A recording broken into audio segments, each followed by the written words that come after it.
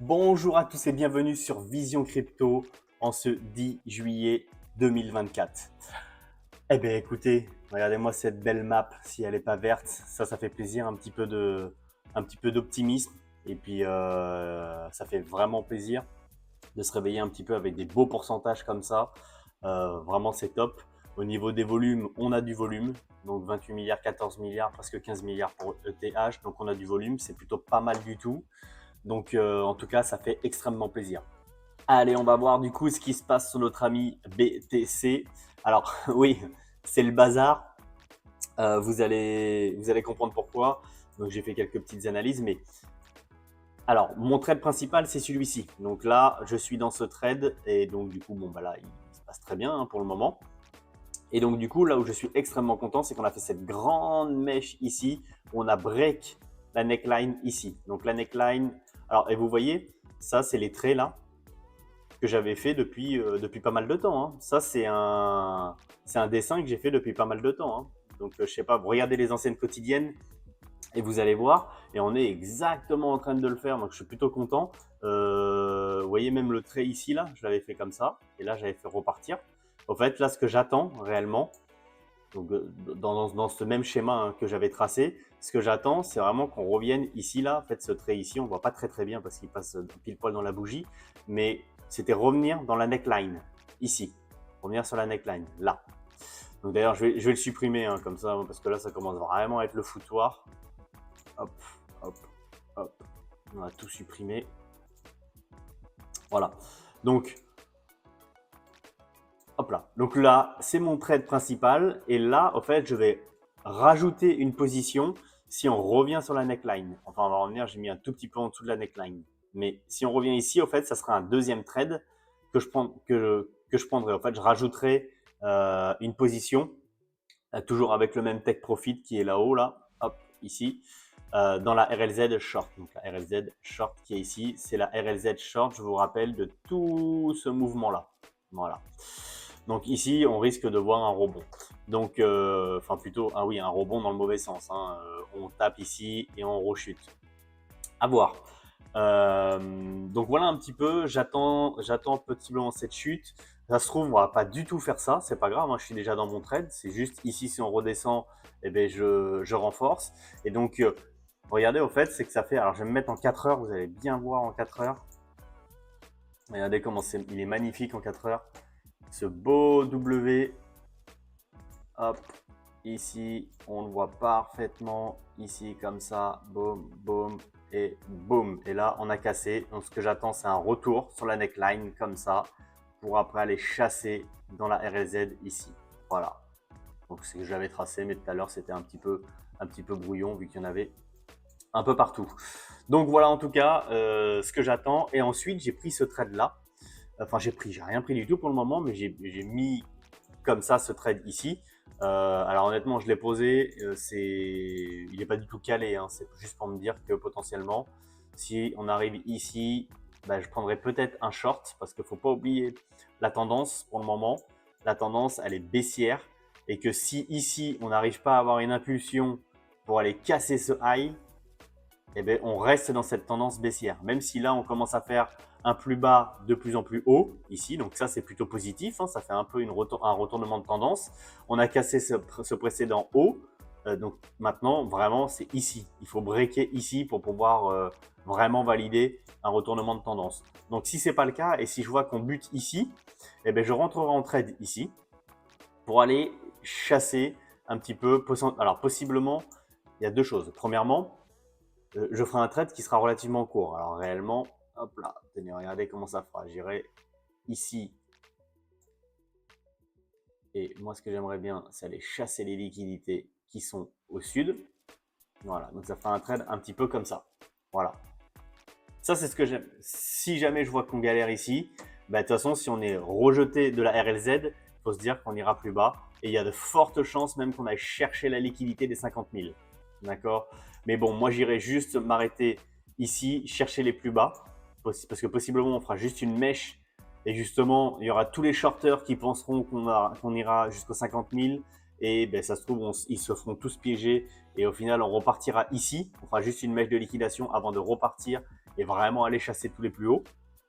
Donc moi, je m'arrêterai ici, à voir. Et voilà, de toute façon, ça fait un RR de 2,65.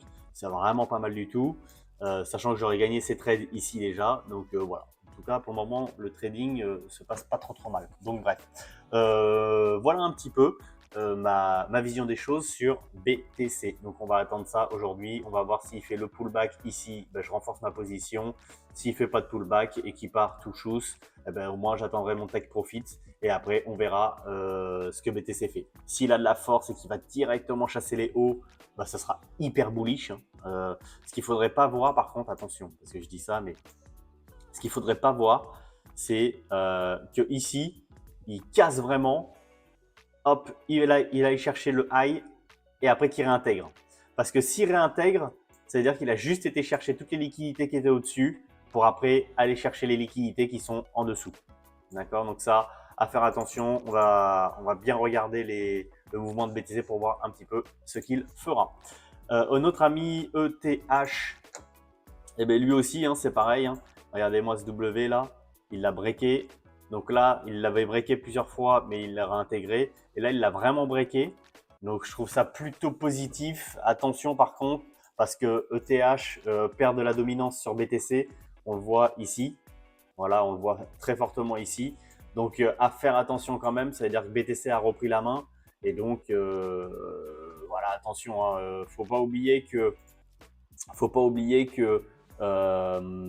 ETH n'est toujours pas, pour moi, à mon sens, ne s'est pas fait rejeter correctement la RLZ et n'a pas été ici dans la RLZ longue.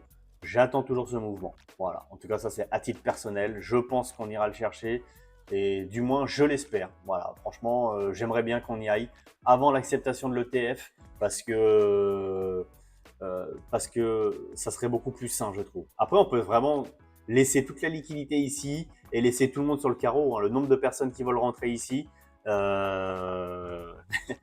comme d'habitude, le marché fait l'inverse de ce qu'on veut. Et donc voilà, donc c'est possible qu'on laisse tout le monde sur le carreau, qu'ici on ait fait un double bottom et qu'après on reparte chasser les liquidités au nord. Donc voilà un petit peu pour BTC, ETH, le Dixie, lui, hop, qui repart un petit peu. J'espère qu'il va aller. Donc il y a eu le rebond sur son support ici, et j'aimerais vraiment que là on ait fait le petit rebond et qu'on casse vraiment au sud. C'est pareil, ça serait hyper bullish pour BTC et je pense vraiment que si on fait ça, BTC peut vraiment partir réintégrer ses 60 000 sans aucun problème. Mais ça serait vraiment top et qu'on aille chercher le support en dessous pour le Dixie. Voilà, ici, ça serait vraiment top. Donc voilà un petit peu pour BTC, Dixie, ETH. Maintenant, on part sur la map de liquidité. Donc, alors attention, à court terme, si on prend les 24 heures, toc, il y a de la liquidité à aller chercher, bien entendu, en dessous, au niveau des 56 000. Bah, c'est le précédent plus bas, hein. Tenez, regardez. C'est vers ici, hein, voilà. C'est le précédent ici, là, qu'on avait cassé. Et donc bien sûr qu'ici, il y a de l'argent à venir récupérer. Hein. Il y a de la liquidité. Il y a beaucoup de personnes qui ont mis leur stop loss ici. Donc ça, à court terme, on peut venir le chercher, mais il ne faut pas oublier qu'à long terme, la liquidité, elle est au nord. Hein. Très clairement, voilà. Donc là, on a déjà bien tapé dedans, donc ça fait du bien. C'est ce qui fait cette mèche, hein, de toute façon. Hein. On croque pas mal dedans, mais il ne faut pas oublier qu'il y a encore énormément de liquidité au-dessus. Énormément. Et encore, si je me mets un petit peu plus, on va voir, je pense que ça va être vraiment impressionnant. Ouais, voilà, hein, c'est extrêmement parlant. Voilà la liquidité où elle est. Très clairement, elle est plus trop au sud, vous voyez, elle est vraiment au nord. Là, il y a, oh là là, il y a masse là de liquidité à aller chercher. En même temps, on accumule depuis tellement longtemps là. Voilà, il y a énormément de liquidité à aller chercher. Voilà. Donc ça, c'est vraiment top et c'est ce qui me rend vraiment bullish. Et en plus, on voit cette inversion de structure un petit peu là. Vraiment, si on casse les plus hauts, c'est hyper bullish. Voilà. Après, attention, on n'arrête pas d'entendre partout que le marché repartira vraiment que en septembre. Premièrement, personne n'a des boules magiques. Personne. moi, je me méfie un peu de tout ça parce que, encore une fois, si tout le monde dit ça, est-ce qu'on va vraiment faire ça? Est-ce qu'on va pas repartir avant? Est-ce qu'on va pas laisser tout le monde sur le carreau? Voilà, je sais pas. En tout cas, voilà, moi, je cherche pas forcément à avoir raison. J'aurais peut-être totalement tort, mais je pense que la liquidité est beaucoup au nord. En tout cas, il y a une belle liquidité au nord. On peut aller chercher ça au nord. Alors après, attention, hein, il y en a au sud également. Je sais pas si on va le voir, si on va plus loin. Allez, allez, on roule. Non, bon après, oui, on voit la grosse masse de liquidité, mais il y en a en dessous aussi, hein, on ne le voit pas forcément, mais dans les 50 000 là, il y en a énormément. C'est que je ne le vois pas forcément, moi, vu que j'ai la version gratuite, je ne le vois peut-être pas, mais il y en a vraiment au sud également, il faut faire attention. Au niveau de l'open interest, il y a un petit peu de regain. Après, ça reste relativement faible. Ce que je vois ici, c'est que on voit le ratio des shorts et longues qui se rapproche. Donc, ça veut dire qu'il y a beaucoup de shorters aussi qui sont en train de débarquer. Et forcément, je pense qu'il va y en avoir encore plus quand on va se rapprocher de la RLZ, ici, short. Parce que là, ben, tout le monde va vouloir shorter. Donc, ça se trouve, on fera un gros short squeeze, hein. Donc, c'est possible, hein, de faire un gros short squeeze, qu'on aille ici chasser toutes les liquidités et tuer tous les shorters, vraiment. Donc, je vais voir. Je vais voir vraiment. Ici, j'ai pas mis d'ordre d'achat direct, hein. C'est moi qui vais attendre d'analyser le graphique si jamais est-ce que je rentre ou est-ce que je ne rentre pas. D'accord. Donc voilà, parfois il faut faire attention et faut attendre, faut attendre. Donc voilà, vraiment, à voir ça, comment ça se passe. Les fundings sont pas trop élevés, donc c'est vraiment top parce que ça veut dire qu'il n'y a pas trop non plus de personnes en longue. Donc voilà, vraiment intéressant. En tout cas, je suis plutôt bullish. Voilà, je suis vraiment bullish.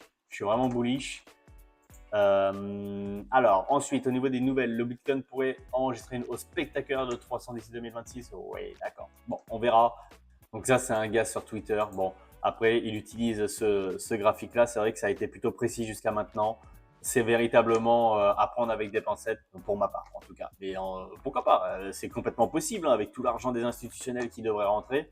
Totalement possible, il va y avoir masse de liquidités. Donc pourquoi pas? Vraiment, pourquoi pas? Tout est possible de toute façon.